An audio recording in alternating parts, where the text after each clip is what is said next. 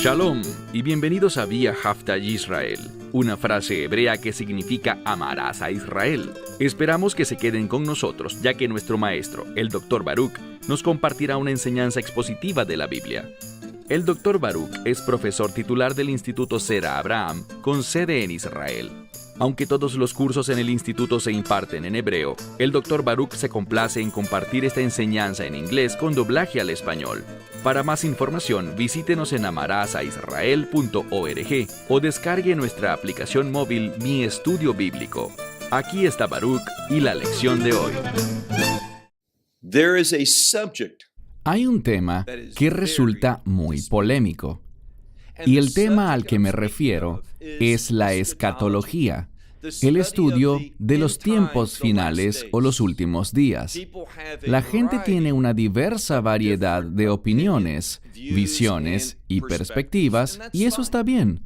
Pero hay un problema.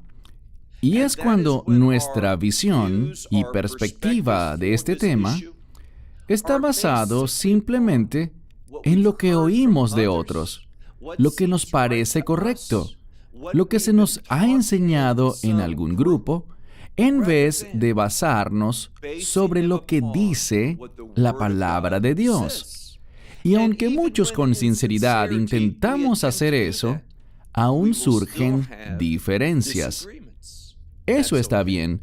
Nadie lo entiende todo a la perfección con respecto a los últimos días. Todos podemos aprender de otros. Y en ocasiones, cuando escuchamos algo con lo que no estamos de acuerdo, el resultado puede ser muy positivo. Esa discusión, ese punto de vista diferente puede causar y debe causar que volvamos a la Biblia para estudiarla minuciosamente y ver qué es lo que realmente Dios está revelando allí. Y esto podría producir en mi vida un cambio. Estaba equivocado, no lo entendía bien, estaba confiando en tal perspectiva, pero no había considerado otra posibilidad diferente. Y tener un conflicto de opiniones con un hermano en la fe me corrigió.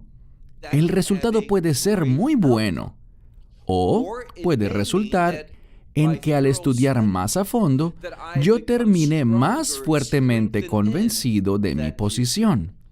Pero esto es lo que resulta más importante y vital. El objetivo es aprender lo que Dios nos revela. No se trata de favorecer a un grupo específico ni a una teología específica, sino de ser fiel a la revelación de Dios. Ser guiados por el Espíritu y hacer un estudio diligente para ser capaces de recibir su verdad. Toma tu Biblia y vayamos juntos a un libro profético en el Antiguo Testamento. Lo completaremos todo en una sola lección, así que tiene que ser una profecía relativamente corta. Y por supuesto me refiero a la profecía de Obadiah, es decir, Abdías en español. Pero este término Obadiah quiere decir el siervo del Señor, uno que quiere trabajar para Dios, uno que quiere hacer aquello que complace a Dios. Y aquí es realmente donde todo empieza para nosotros. Dios no nos enseñará nada, ni iluminará el texto bíblico para nosotros, no nos dará entendimiento, si no estamos interesados en servirle a Él y hacer su obra. Antes de mirar este texto, muchas veces hay personas que dicen cosas como: yo creo que Dios ya terminó con Israel. Israel ya no reviste la menor importancia teológica, bíblica, ni tiene relevancia en cuanto a los últimos días. Muchos piensan de esa manera, y con frecuencia, cuando me lo dicen en persona, les pregunto: ¿qué piensas entonces sobre esta profecía con respecto a tu punto de vista? ¿Y qué sucede? Una especie de brillo se posa sobre sus ojos. Una expresión de confusión invade sus rostros y se hace obvio que no están familiarizados con esta profecía. Por lo tanto, la razón por la que usualmente yo me equivoco, tú te equivocas y otras personas se confunden, es debido a que no hemos sido diligentes al revisar toda la revelación de Dios. ¿Qué dirían estas personas que tienen tan firmes opiniones, perspectivas y doctrinas sobre los últimos días si les preguntáramos sobre esta profecía de Abdías? ¿Cuál es su mensaje? ¿De qué trata? ¿Cuál es su propósito y qué dice sobre la tierra de Israel y el pueblo judío en los últimos tiempos? Con mucha frecuencia, cuando los confronto, con el mayor de los respetos y con todo amor, pero cuando les pregunto sobre esto, lo que recibo es un vacío. No saben lo que esta profecía dice, y vaya que es una profecía importante. Yo creo que tú acordarás conmigo en que Obadiah, la profecía de Abdías, es una profecía muy importante. Así que iniciemos. Por nuestro bien, partiremos desde el final de esta profecía. Momentos después, pasaremos al primer verso y avanzaremos por todo el libro, palabra por palabra, frase por frase, verso por verso, hasta el final. Pero quiero que veamos desde ya el objetivo final. Quiero que entendamos de lo que se trata el libro de Obadiah.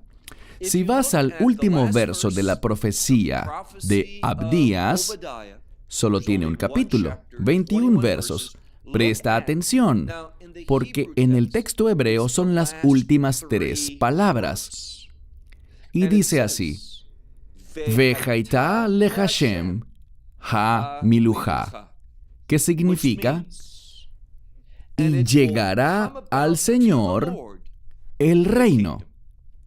Aprendemos algo aquí, y no creo que nadie pueda discutirlo, y es que la profecía de Obadiah nos revelará lo que debe ocurrir para que este mundo, la creación de Dios, se convierta en el reino de Dios. Él es soberano, Él es el rey, pero la Biblia revela que hay un príncipe en este mundo y es Satanás. Y a pesar de que Dios es un Dios justo, su trono está en el cielo. Pero por el libro de Apocalipsis sabemos que Él está haciendo que ese trono venga a la tierra para el reino milenial. Y por lo tanto, lo que estaremos haciendo es conocer los eventos que deben ocurrir para que Dios tome autoridad sobre su creación, sobre el reino de Dios, para que se establezca en este mundo. Por eso es que esta profecía es tan importante. ¿Qué dice Abdías con respecto a los últimos días? Primero, él nos da una perspectiva, y ella se trata de una batalla. Entendamos que el reino no será establecido hasta que ocurra esta guerra, una guerra a lo largo de toda su creación. Y esta será entre Jacob o Jacob y Esab o Esaú. Estos dos son hermanos, mellizos. Estaban juntos en el vientre de su madre Rivka. Sabemos que mientras estaban en ese vientre, lo sabemos gracias al libro de Génesis, estaban luchando. Cuando salieron, hubo conflicto. Y aprendimos que Jacob siguió a Dios. Ese es el significado de su nombre. Jacob significa el que sigue. Proviene de una imagen en la que él sujeta al talón de su hermano. ¿Por qué? El término Ekev, del cual el término Jacob deriva también, se refiere a una recompensa. Jacob estaba buscando la recompensa. ¿Cuál recompensa? Ser llamado a servir a Dios, a formar parte de los propósitos y planes de Dios. Jacob significa el que sigue, el que busca. Pero Esaú, él despreció su primogenitura, su derecho, y dijo, ¿qué valor tiene esto para mí? Él no vio ningún beneficio personal y lo rechazó. Sintió desprecio por su primogenitura. Y por lo tanto la Biblia dice, a Esaú, Dios hablando, he odiado, pero a Jacob, he amado. ¿Por qué? Por su perspectiva en torno al plan de Dios y su propósito. No se basa en obras, se basa en un compromiso. Jacob estaba comprometido, anhelaba las cosas de Dios, mientras que Esaú despreciaba los planes de Dios. Y por lo tanto, mientras se cumplía ese llamado, ¿qué llamado? El llamado de Abraham. Ese pacto era un pacto de bendición. Fue claro en cuanto a esto, pero también eran un pacto de juicio. Bendeciré a los que te bendigan y maldeciré a los que te maldigan. Así que es un juicio, pero ese juicio eventualmente producirá un tiempo de bendición. Y ese es el reino de Dios. Entonces, el conflicto entre Jacob y Esaú está en el centro de esta profecía. Y la pregunta es, ¿de qué lado te pondrás tú? ¿Y cuál es el lado que apoya a Dios? Ese es el lado al que debemos apoyar. Iniciemos. Tomaremos esta profecía de la manera como las palabras fueron escritas para nosotros, para ver qué es lo que Abdías nos quiere revelar. Verso 1. La visión de Abdías. Él recibió esta visión profética y de inmediato leemos, así dijo el Señor. Atención, si en tu Biblia aparece así dice el Señor, está mal, es incorrecto. Demuestra un descuido porque literalmente esta palabra que aparece aquí, amar, está en tiempo pasado. ¿Por qué? Nos está comunicando que a pesar de que estamos hablando de eventos futuros y a pesar de que Dios hablaba de esto en el tiempo presente de Abdías, tiene sentido desde mi punto de vista lógico decir así dice el Señor porque Él lo está diciendo en ese momento a este profeta. Pero está en pasado para demostrar que lo que está diciendo es tan válido como si ya hubiese sucedido, es decir, que viene a nosotros con autoridad. Dios lo está prometiendo. El tiempo pasado denota una confirmación, una promesa de que lo que Dios ha dicho sucederá. Una vez más, la visión de Abdías. Así dijo el Señor Dios a Edom. Entonces, esta es una profecía sobre Edom.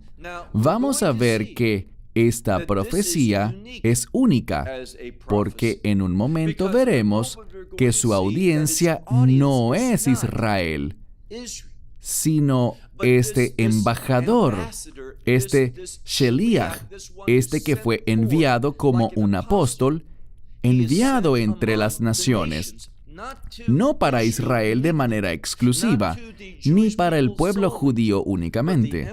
Su énfasis está en las naciones. Presta atención a lo que dice. Tiene que ver con Edom. ¿Y quién es Edom? Edom es el pueblo que desciende de Esaú. Y si haces un buen estudio sobre Edom en la Biblia, Dios odia a este pueblo. Dios condenará eternamente a este pueblo. ¿Por qué? Porque ellos caminan en el espíritu de su padre, Esaú, quien despreciaba los propósitos y la voluntad de Dios. Entonces, así dijo el Señor con respecto, Él le hablaba a Edom sobre Edom. Y luego vemos la frase Shmuá Shamanu, que significa hemos oído, y usualmente la palabra Shmuá significa rumor, pero en la Escritura es simplemente algo que se escucha, una noticia. Entonces es mejor traducirlo así. Una noticia hemos escuchado del Señor. ¿Y qué noticia será esta? Sigue leyendo la segunda mitad del verso 1. Beitzir. Es muy importante que le prestemos atención al idioma original, porque tenemos una palabra muy especial. Si le dijeras zir a un israelita en la actualidad y le dijeras Masei zir, ¿qué significa zir? Probablemente te respondería que es la bisagra de una puerta, pero ese no es el sentido con el que se usa aquí. Se usa y probablemente tu Biblia lo traduzca como un embajador, alguien que ha sido enviado, una persona que viene a proclamar algo, que tiene un mensaje, muy parecido al concepto de un apóstol. Entonces, ¿por qué la palabra zir? ¿Cuál es la conexión entre esta palabra y la bisagra de una puerta? Bien, ¿para qué sirve la bisagra de una puerta? Para que la puerta se pueda abrir. Sin las bisagras tienes un muro, pero la puerta te permite que al abrirla puedas atravesar el muro. Lo que descubrimos es un mensaje de eventos que deben ocurrir con el fin de que la humanidad, y por supuesto la humanidad redimida, pueda pasar de este mundo hacia el reino de Dios. Por esto es tan importante que la palabra aquí para significar mensajero o embajador sea la palabra zir. Entonces escuchamos una noticia del Señor, que un embajador o un mensajero, un apóstol, es enviado, y aquí está la clave, Bagoim, entre las naciones. Su mensaje es para las naciones, no solamente para Israel. Vemos un énfasis sobre los gentiles, sobre la gente no israelita. Entonces, este mensajero que trae revelación de Dios ha sido enviado a las naciones. ¿Y qué está escrito? Al final del verso 1 dice: levántense y levantémonos contra ella en batalla. Muy claro. El mensaje es el siguiente: somos llamados por Dios para levantarnos en contra de Edom. La pregunta que debemos hacernos es, ¿quién es Edom en la actualidad? Si vemos esta región muy cercana a Israel, en la actual Jordania, analizando lo que es Edom y la descripción de Edom, descubrimos que en la actualidad hace referencia a un grupo de personas que todavía está en conflicto con el pueblo judío, con los hijos de Jacob. ¿Y de quiénes hablo? De los palestinos. Más y más naciones están apoyando a los palestinos. Quieren que se constituya un Estado palestino. Las Naciones Unidas, la Unión Europea y otras organizaciones mundiales están apoyando fuertemente a los palestinos y quieren establecer un Estado palestino. Quieren que Israel les entregue tierras a quienes hablan de una manera tan adversa en contra de los descendientes de Jacob. Pero lo que Dios está diciendo aquí es: les he enviado, lo tenemos, Abdías, tenemos el mensaje de este apóstol, este embajador, este mensajero de Dios. Y él dijo: levántense y levantémonos y salgamos a la guerra en contra de Edom. No apoyemos a Edom.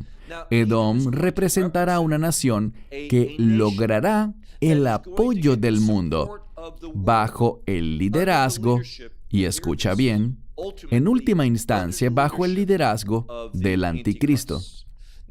No es difícil que entendamos esto porque nos habla de eventos que producirán el establecimiento del reino de Dios.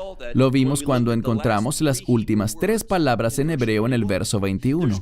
Habrá una guerra, y esa guerra será entre los hijos de Jacob y los hijos de Esaú.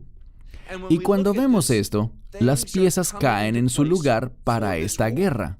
Y sabemos que en esa guerra, el enemigo será liderado por el anticristo. Avancemos al verso 2.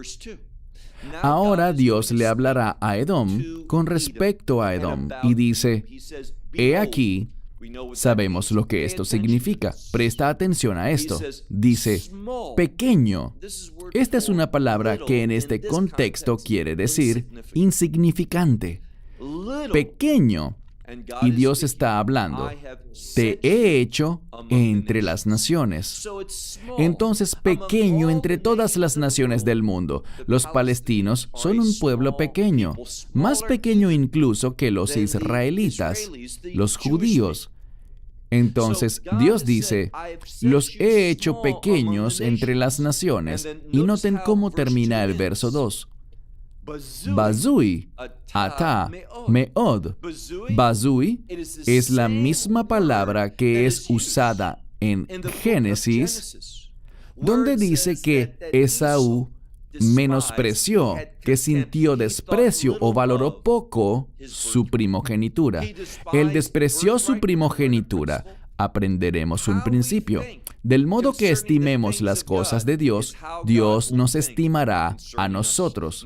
El Mesías dijo, con la medida con la que midas serás medido. Veremos este mismo principio, con otras palabras, en unos momentos. Pero lo que leemos aquí es a Dios hablando y diciéndole a Edom, ustedes son insignificantes como pueblo. Y en segundo lugar les dice, ustedes son una desgracia. Ustedes son dignos de desprecio entre las naciones, en un sentido amplio. Despreciables son ustedes, meod, en gran manera. Dios no está complacido con ellos. ¿Por qué? Sigue leyendo. Algunas Biblias dirán, porque el orgullo de tu corazón, pero no dice orgullo. Me resulta muy frustrante ver que muchos traductores tratan con tanto descuido la palabra de Dios. Si la palabra fuera Gavá, se podría traducir como orgullo, pero es la palabra zedón. Entendamos que bíblicamente, cuando vemos las Escrituras, vemos en un sentido general que existen dos tipos de pecado. Todo rabino sabe esto. Ellos conocen los términos en la Biblia, el término bishgagá y el término beimezid.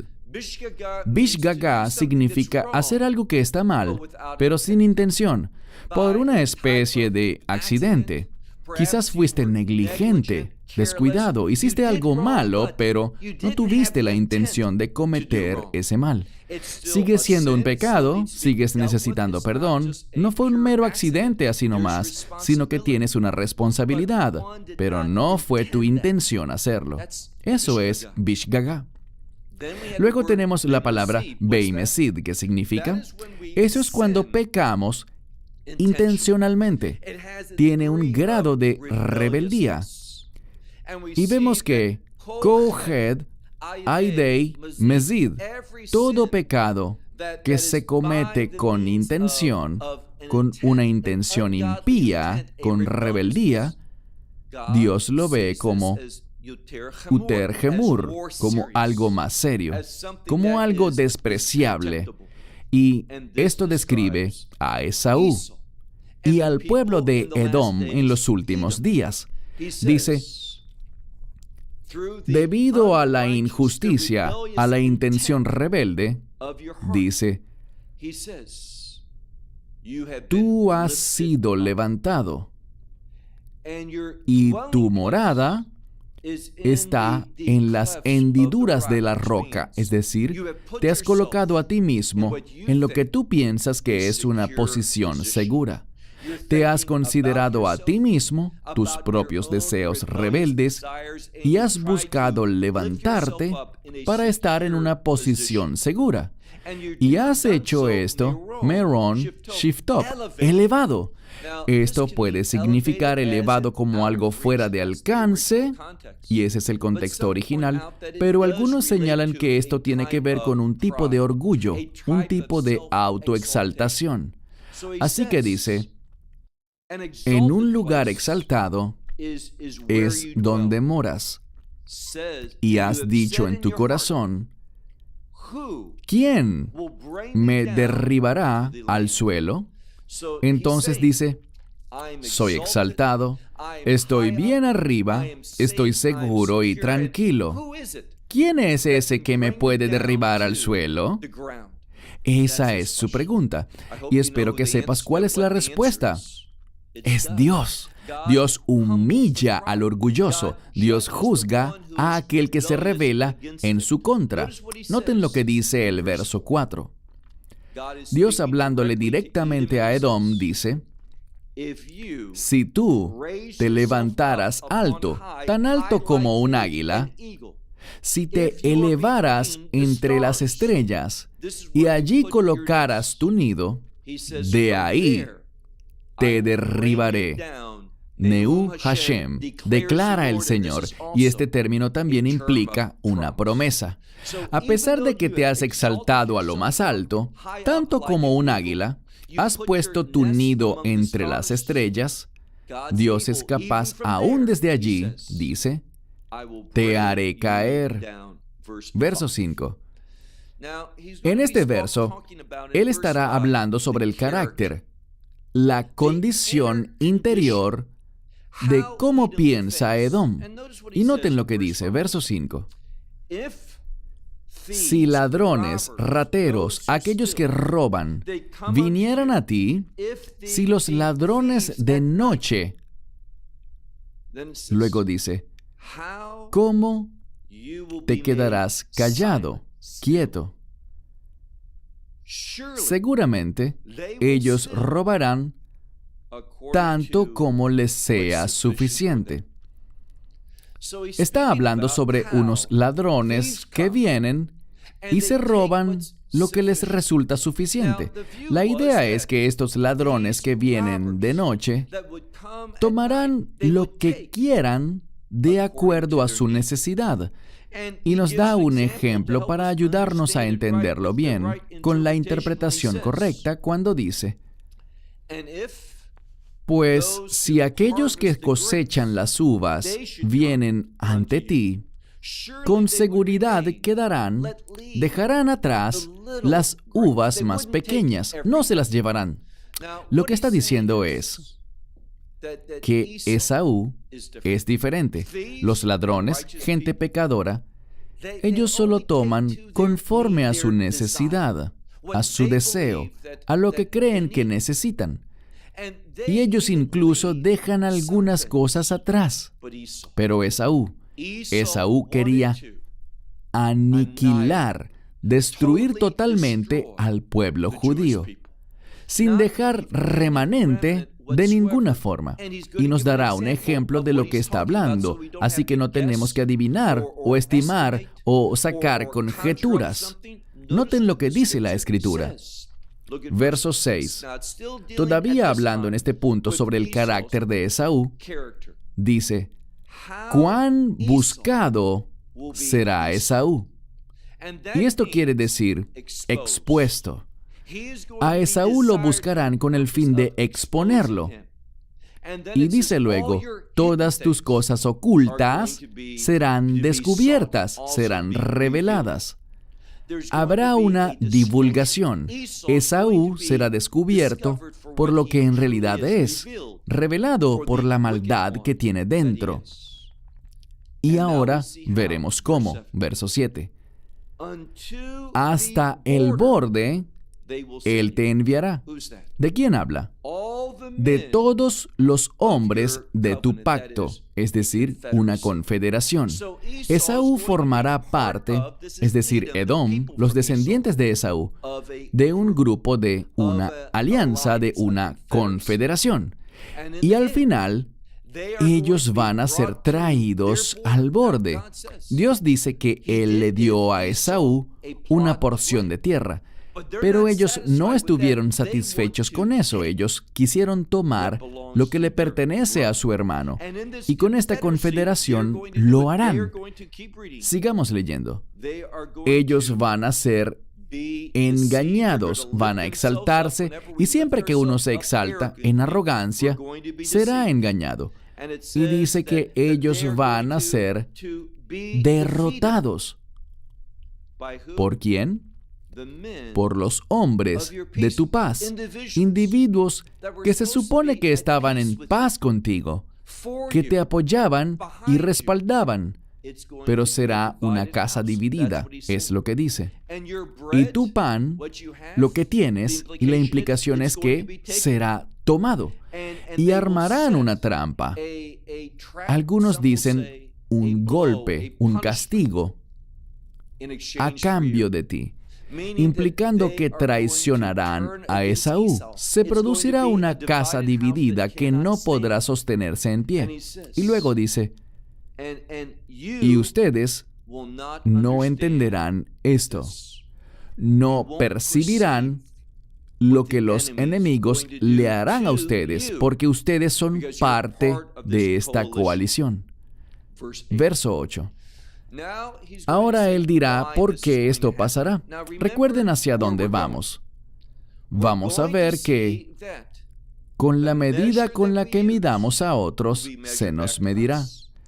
Con la espada con la que matemos, nos matará. Conforme a la manera como nos conduzcamos y comportemos con los demás, Dios nos tratará de la misma forma. Esaú es un hombre que ha actuado con maldad contra su hermano, contra Jacob. Y ahora, uno de los aliados con quienes formó una confederación traicionará a Esaú. ¿Por qué?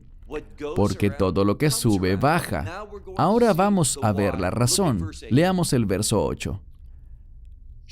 Con seguridad en aquel día, ¿qué día? Aquel día es el día de juicio. Y aquí vamos a volver para ver de lo que habla, un ejemplo que fue muy desagradable para Dios. Verso 8. Con seguridad en aquel día, declara el Señor, yo destruiré. Leemos aquí, voy a destruir a los sabios de Edom. Y allí estarán los que tienen entendimiento sobre el monte de Esaú, y les pasará lo mismo. Él destruirá a los que tienen entendimiento, a quienes se creen sabios, que tienen entendimiento, que saben cosas. Dios traerá destrucción sobre ellos. Dice en el verso 9, y tus poderosos estarán confundidos. Los poderosos de Temán. Temán es Yemen, al sur de lo que tradicionalmente forma parte de Edom. Uno de sus compañeros en la coalición, dice aquí, que los sabios, tus sabios, serán confundidos. Literalmente lo que dice es que tus poderosos de Temán, de Yemen, serán confundidos. Y por tal razón, un hombre será cortado, y la implicación es que todo hombre será cortado del monte de Esaú, debido a la masacre, debido a la matanza. Entonces, ¿qué ocurre? Y todo esto sucederá porque sabemos, por ejemplo, en Isaías 63, que el Mesías llegará en los últimos días e irá a 3 lugares. La Biblia lo revela. Del primero estamos hablando ahora, y también irá a otros 2 lugares. Él destruirá al monte de Esaú. Es lo que dice aquí, vendrá un gran día de masacre y juicio contra Edom. Él también irá al valle de Josafat, eso será para la batalla de Armagedón, y después de esos 2 lugares de juicio, él llegará al tercer y último lugar, al Monte de los Olivos, a donde descenderá para ir al templo, al lugar santísimo, y establecer su reino. Pero aquí solo está hablando de que habrá un castigo sobre Esaú. ¿Por qué? ¿Cuál fue su gran pecado? Pues mira ahora la respuesta. Verso 10. Mei jamás. Ahora, jamás, la palabra mei significa desde o debido a, y jamás, violencia. Y esto es violencia por el simple placer de la violencia. No se justifica como respuesta a alguna injusticia, por ejemplo, sino sencillamente porque aman el sufrimiento ajeno. Aman provocar dolor, les da placer. Es algo enfermizo y demente. Entonces dice, ustedes encontrarán que serán cortados de la montaña. Habrá una gran masacre y nadie sobrevivirá. ¿Por qué? Nos dice aquí, porque en el verso 10, debido a la violencia contra tu hermano Jacob. La violencia de tu hermano Jacob, lo que le has hecho a él, en otras palabras, tú serás cubierto debido a lo que le hiciste a Israel. Jacob, Israel, el pueblo judío. Tú serás cubierto de vergüenza y serás cortado por siempre. Esto es lo que Dios está diciendo. Es una profecía de los últimos tiempos con respecto a Edom. Y por cierto, si haces un estudio, basta con buscar Edom en una concordancia para encontrar que Edom es consistentemente un pueblo odiado por Dios, contra el cual Dios está en guerra. Y hará justo lo que dice, lo destruirá definitiva y eternamente. Y encontrarás que con frecuencia hay una profecía mesiánica rodeando esta palabra de juicio, esta profecía de juicio contra Edom. ¿Por qué? Porque en última instancia será el Mesías quien llegará al monte de Esaú, Har Sair, para desatar su juicio, su destrucción contra este pueblo. ¿Por qué? Por lo que le ha hecho a su hermano Jacob. Él será cubierto con vergüenza y cortado por siempre. ¿Por qué? Nos dirá exactamente por qué en el verso 11. El día que te levantaste en oposición, el día que extranjeros se llevaron cautivo a su ejército. Y esto puede significar a su pueblo. ¿De qué está hablando? Está hablando de la cautividad babilónica. Dios permitió. Él levantó a Nabucodonosor y los babilonios para que ejecutaran un castigo contra Judá, contra el pueblo judío de aquel entonces. ¿Pero qué hizo Esaú?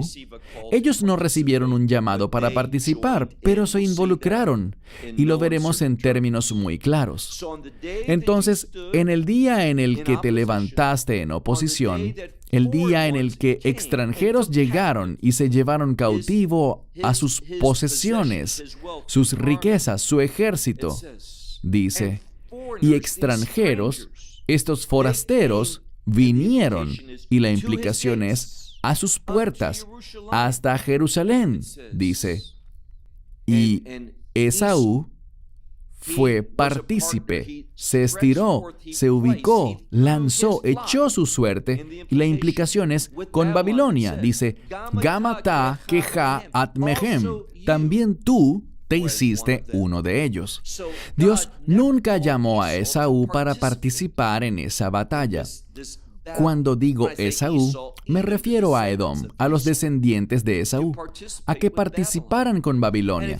Y si miras el relato histórico, en algunos de los profetas y los textos históricos en la Biblia hebrea, el Antiguo Testamento, descubrirás que Esaú quería aniquilar a cada sobreviviente, a todo el que escapaba, a cada refugiado. Ellos los querían eliminar. Es lo que dice la Escritura. Ahora veamos el verso 12. No debiste haber estado mirando en el día de tu hermano. La implicación es el castigo de tu hermano. No debiste haberte quedado mirando. La implicación es Esaú. Los edomitas se gozaron, miraron todo esto con deleite. Era su hermano. Debieron haberse lamentado por aquello, pero no fue así. Se quedaron mirando el día en el que él fue llevado cautivo. Dice, no debiste regocijarte en cuanto a los hijos de Judá, el día de su destrucción. no debiste haberte exaltado, levantado, ensanchado tu boca el día de la tribulación. Queda muy claro aquí que Edom vio el sufrimiento, el juicio de Judá, y se regocijó, se alegró, miró eso con deleite y pronunció palabras en oposición contra el pueblo judío. Ellos alabaron este juicio que estaba cayendo sobre Israel. Verso 13. Dice, no habías de haber entrado por la puerta de mi pueblo en el día de su calamidad. No debiste haber mirado tampoco tú su maldad.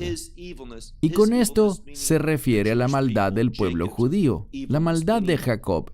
Es decir, Dios lo permitió, pero esa no era la voluntad de Dios desde el principio. Debemos recordar esta definición de bueno y malo. Bueno significa de acuerdo con la voluntad de Dios.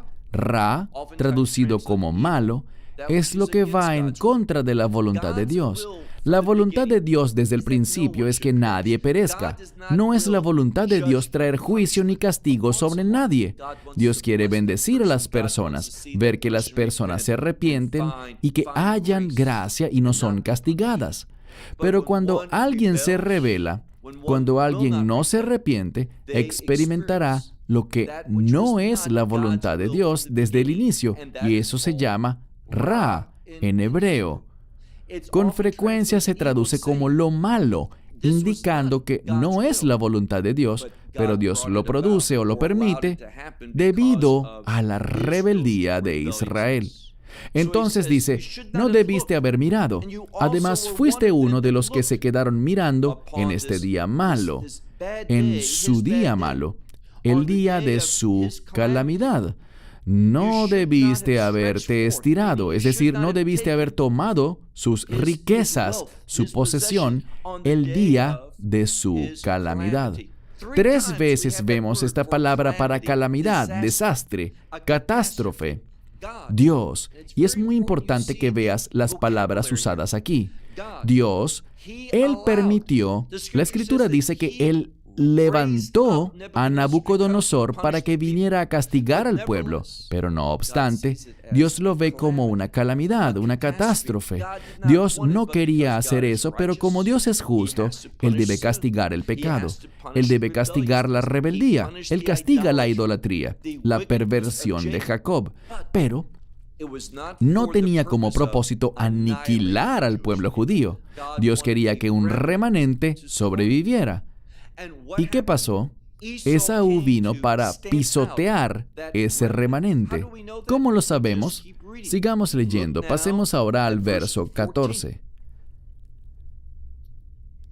No debiste haberte parado en la intersección, en la encrucijada. No debiste haberte parado allí para cortar a sus sobrevivientes, aunque está en singular, a su refugiado, a quien quedó como refugiado, es lo que dice. Esaú se paró allí, mientras todos huían hacia las intersecciones, huyendo para escapar. Eso es parte de lo que Dios quería, que el pueblo saliera al exilio.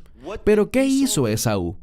En vez de permitirles que fueran al exilio conforme a la voluntad de Dios, ¿qué hizo Esaú? Buscó matar a esos sobrevivientes. Ese era su objetivo. Y Dios dijo, no debiste pararte en las encrucijadas, en las intersecciones, para cortar a sus sobrevivientes. No debiste haber entregado a los sobrevivientes en el día de la angustia. Entonces, ellos a algunos los mataron, eso hicieron con algunos, mientras que a otros los llevaron cautivos y los arrastraron a Babilonia para que Babilonia terminara el trabajo. Pero ven aquí que Esaú se levantó en oposición al plan de Dios. No solo quería ver el castigo de Israel, sino que además quería ver el exterminio total de Israel.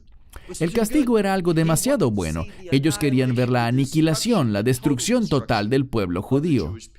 Así se condujeron y por esto Dios estaba tan descontento con ellos. Y vemos esta frase, Beyón Sará, el día de la angustia, el día de la tribulación. Es la misma frase para la angustia de Jacob del libro de Jeremías, las mismas palabras. Verso 15. Aquí vemos el principio que compartí con ustedes. Con la medida con la que midas serás medido. Lo que hagas se te hará a ti. Dice aquí, verso 15. Porque cercano está el día del Señor sobre todas las naciones. Esto nos lo indica claramente. ¿Cuándo será castigado Edom? En el mismísimo fin, durante el día del Señor. ¿Quiénes son los edomitas hoy en día? Los palestinos. Y ciertamente hay una coalición de países que los están apoyando. Así que dice, verso 15, porque cerca está el día del Señor sobre todas las naciones. Todas las naciones se unirán a Esaú, a los edomitas, tal como tú has hecho. Aquí está la frase, Kasher azita, Yaazei lacht. Tal como has hecho, se te hará a ti. La recompensa, tu recompensa, volverá sobre tu cabeza. Dios dice, tal como has hecho, se te hará a ti. El pago con el que le pagaste a otros recaerá sobre tu cabeza. Claramente Dios está prometiendo juzgar a Esaú, a los edomitas, por su posición contraria a los planes de Dios. Dios dice, voy a limitar mi juicio, mi castigo, sobre ellos. Esaú se levantó y dijo, no, será un castigo total. Pero Dios, por supuesto, jamás será vencido. Pero numerosas personas que Dios quería que sobrevivieran y llegaran al exilio, Edom las eliminó y por ello rendirán cuentas. Verso 16. Porque así como bebieron sobre mi santo monte, los edomitas llegaron allí y brindaron. Esta es la ilustración. Brindaron por la destrucción del templo. Y dice que todas las naciones bebieron continuamente. Es decir, ellos querían que esto fuera así por la eternidad. Que no haya templo en Jerusalén, que no haya más casa de Dios ni adoración al Dios de Israel. Y eso es lo que vemos hoy. Y a pesar de que, piénsalo, esto es algo que ha pasado desde las últimas semanas.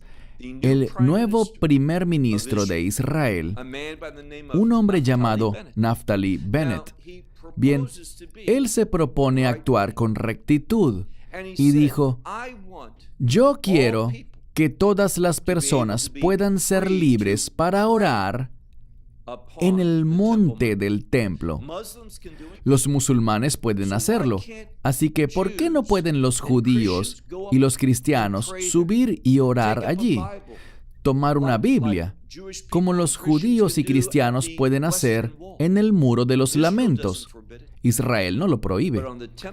Pero en el monte del templo, la situación es que el pueblo judío no puede orar allí, ni leer las escrituras en el monte del templo.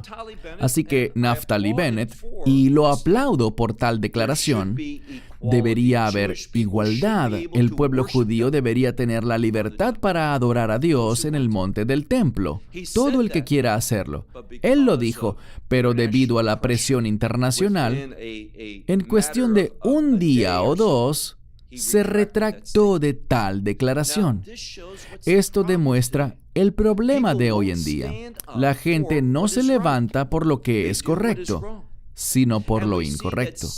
Y vemos que ese mismo carácter imperaba en aquel entonces, pues las naciones querían ver el templo destruido para siempre. Ellos bebieron y tragaron, y ellos, dice, Y los que estaban no serán, es decir, lo que era, no será. En otras palabras, este no será el futuro. Lo que era, ya no será. Dios traerá un cambio, por así decirlo. Voy a leer ahora esta última frase en hebreo. Vehayu, keilo, hayu. Aquello que era, ya no será. Habrá un cambio. Y ahora llegamos a una parte muy importante de esta profecía, la parte final. ¿Qué será lo que producirá el cambio? El mundo no quiere un templo. Ellos quieren que siga destruido para siempre. Dios quiere construir un nuevo templo y lo hará. ¿Y cuáles serán los eventos que permitirán esto en los últimos días? Bien, aquí es donde esto se convierte en la parte principal de lo que Abdías está revelando. ¿De qué se trata? Miremos nada más lo que dice a partir del versículo 17. En el monte de Sión habrá, y aquí vemos la misma palabra en el texto, pleita. Tiene que ver con un refugiado, y lo dice colectivamente, en plural. Habrán liberaciones, habrán refugiados, es decir, aquellos a quienes el mundo, bajo el liderazgo de Esaú, de Edom, quiere destruir. Habrá un remanente de esa generación antigua y a lo largo de la historia Dios los ha protegido y dice en el monte de Sión, ese es un término de reino, habrá liberación y será santo. Dios traerá santidad. ¿Qué es santidad?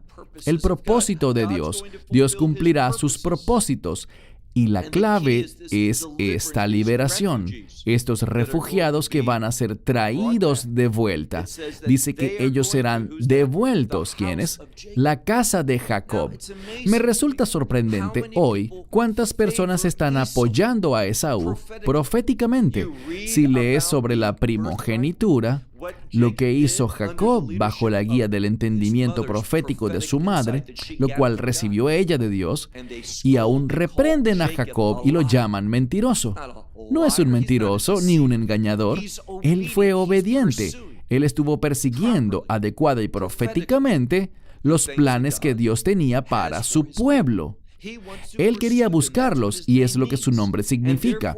Por lo tanto dice, la casa de Jacob poseerá su herencia, su patrimonio. Esta es la promesa. Dios no establecerá su reino. Recuerden las últimas 3 palabras en el texto hebreo.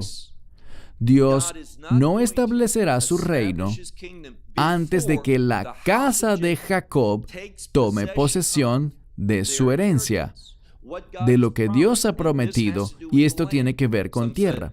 Algunos dirán, esa es tu interpretación, pero sigue leyendo. La Escritura nos dice lo que la palabra de Dios quiere decir con esto. Entonces dice, la casa de Jacob tomará posesión, poseerá su herencia. Verso 18.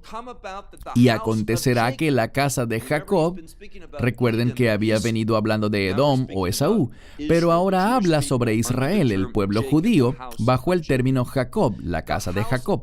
La casa de Jacob será fuego, y la casa de José, este es el reino del norte, será una llama, entonces fuego y llama. Pero la casa de Esaú será paja o estopa. ¿Saben lo que pasa cuando juntas fuego y paja? Y dice, ellos se encenderán entre ellos y los devorarán. Entonces la Biblia revela que en los últimos días Dios obrará y Jacob, Israel, devorará a los descendientes de Esaú, a Edom. Y una vez más, y no quedará sobreviviente de la casa de Esaú. ¿Oíste eso? No quedará sobreviviente. Lo yei seri, leivet esa. No le quedará sobreviviente a Esaú. ¿Cómo lo sabemos? Ki Hashem diber, porque el Señor lo ha dicho. Ahora pasemos al verso 19. Los versos 19 y 20 nos dicen que Dios todavía está interesado en la tierra, que Dios, como lo dice en tantas otras profecías, regresará al pueblo para que se establezca y tome posesión de la tierra. Por esta razón, las Naciones Unidas, la Unión Europea, todas estas organizaciones mundiales, todos estos gobiernos están en contra de los judíos que regresan.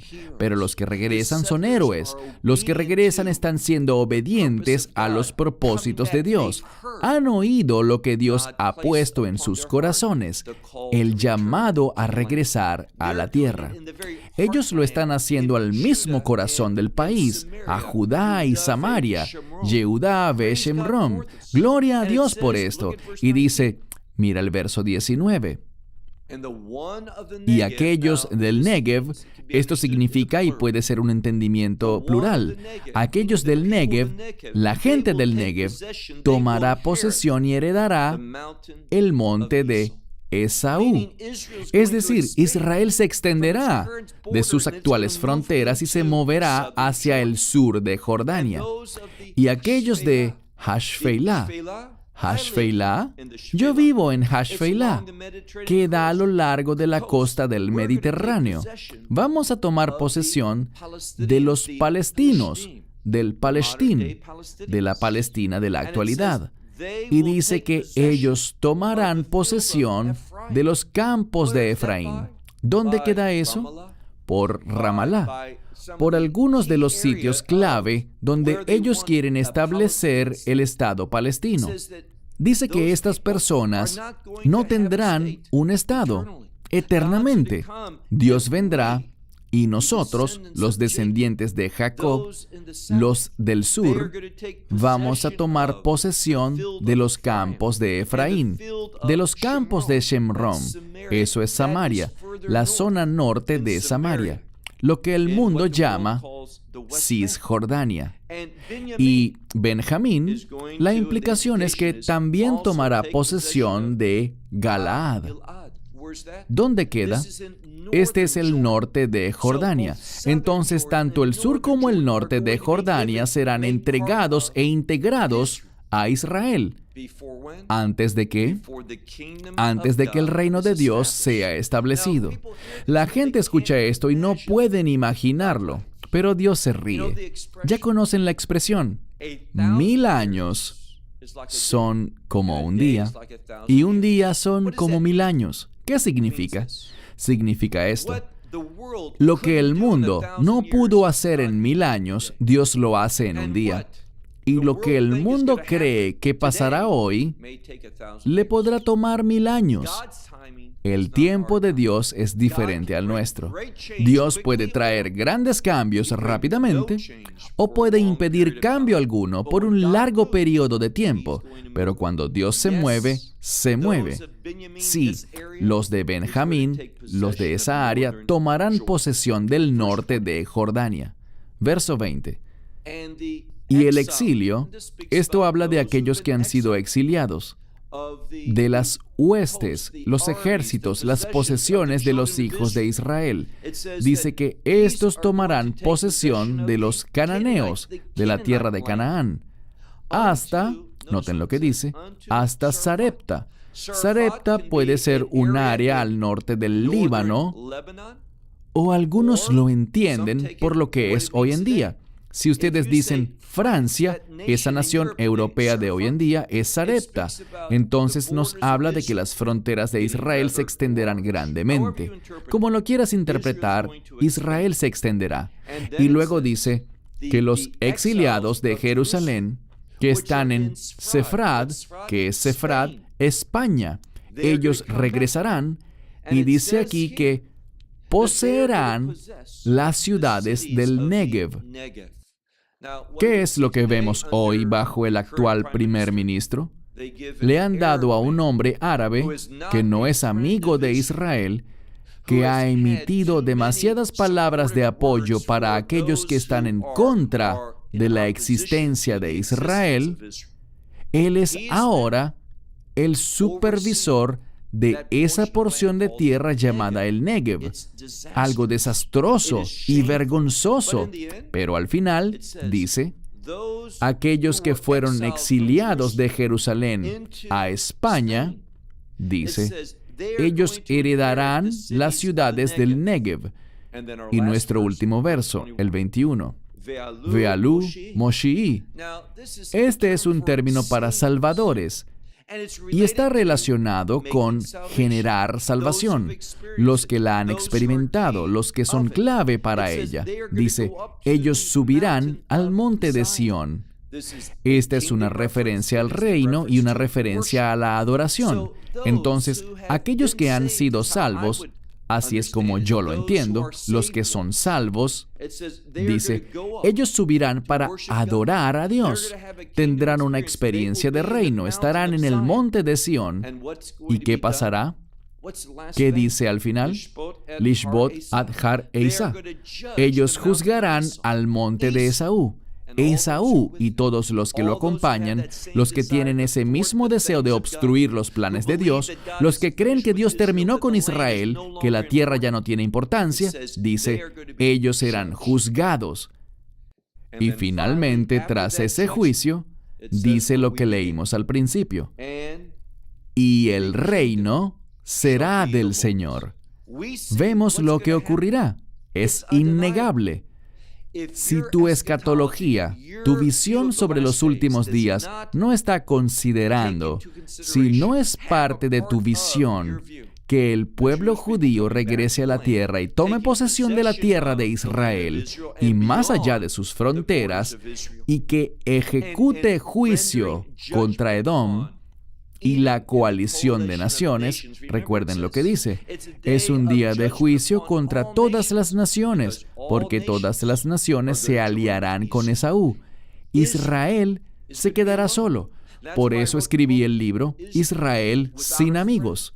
Todas las naciones se volverán en contra de esta diminuta nación de Israel. Pero está bien, porque si Dios es con nosotros, y Él renovará su relación con el pueblo judío, Él los llevará a la salvación por la fe en el mismo Evangelio. Él destruirá a los enemigos de Israel. Él los salvará por la fe en el Mesías Yeshua, en Jesucristo. Y entonces, como Dios ha prometido, Él pondrá en orden las fronteras de Israel de acuerdo con su promesa. Y allí, después del juicio de los enemigos de Israel, sobre Edom principalmente, y sobre todas las naciones con él, entonces Dios establecerá su reino. Realmente no hay otra forma de entender esta simple profecía. Y permítanme cerrar con esto. Es muy significativo comprender que esta profecía, que dice que un embajador, un mensajero, un predicador, ha salido entre las naciones, es una profecía para las naciones y es debido a que la mayoría de las naciones, la mayoría de los creyentes no la conocen, que terminan creyendo falsas teologías y tienen una despreciable visión de lo que ocurrirá en los últimos días. Debemos estudiar para presentarnos a nosotros mismos aprobados. Cerramos con esto. Hasta la próxima semana. Que Dios les bendiga. Shalom desde Israel. Esperamos que te hayas edificado con el mensaje de hoy y lo compartas con otros. Te invitamos a seguir nuestros estudios cada semana por este canal y por el portal de YouTube de Amarás a Israel. También puedes descargar nuestra aplicación móvil gratuita, Mi Estudio Bíblico. Finalmente, para obtener más información sobre nosotros, visita nuestra web amarasaisrael.org, donde encontrarás otras conferencias de Baruch en audio, video y texto. Hasta el próximo programa. Que el Señor te bendiga en Yeshua HaMashiach, Jesús el Mesías, mientras caminas con Él. Shalom desde Israel.